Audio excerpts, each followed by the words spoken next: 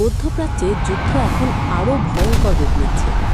Iran যুদ্ধের 11তম দিনে পরিস্থিতি যেন বিস্ফোরণের দ্বারপ্রান্তে। যুক্তরাষ্ট্র ঘোষণা দিয়েছে আজ ইরানের ভেতরে তাদের সবচেয়ে তীব্র হামলার দিন। এখনও পর্যন্ত 5,000-এর বেশি লক্ষ্যবস্তুতে হামলা করা হয়েছে বলে দাবি করছে মার্কিন বাহিনী। এদিকে ইরান শুরু করেছে গুরুত্বপূর্ণ জলপথ স্ট্রেইট অফ হরমুজ প্রণালীতে নৌমাইন বসানো। জবাবে মার্কিন বাহিনী ইতিমধ্যে 16টি নৌমাইন বসানোর জাহাজ ধ্বংস করেছে। মাত্র প্রথম 48 ঘণ্টায় এই যুদ্ধে খরচ হয়েছে $5.6 বিলিয়ন। এরই মধ্যে ইউনাইটেড আরব এমিরেটসের একটি বড় তেল শোধনাগারে হামলা হয়েছে, আর লেবাননে শত শত মানুষ নিহত হয়েছে।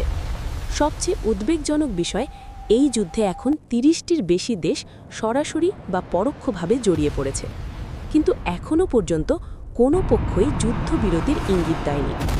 বিশ্ব এখন অপেক্ষা করছে এই সংঘাত কি এখানেই থামবে, নাকি আরও বড় এক যুদ্ধের দিকে যাচ্ছে পৃথিবী।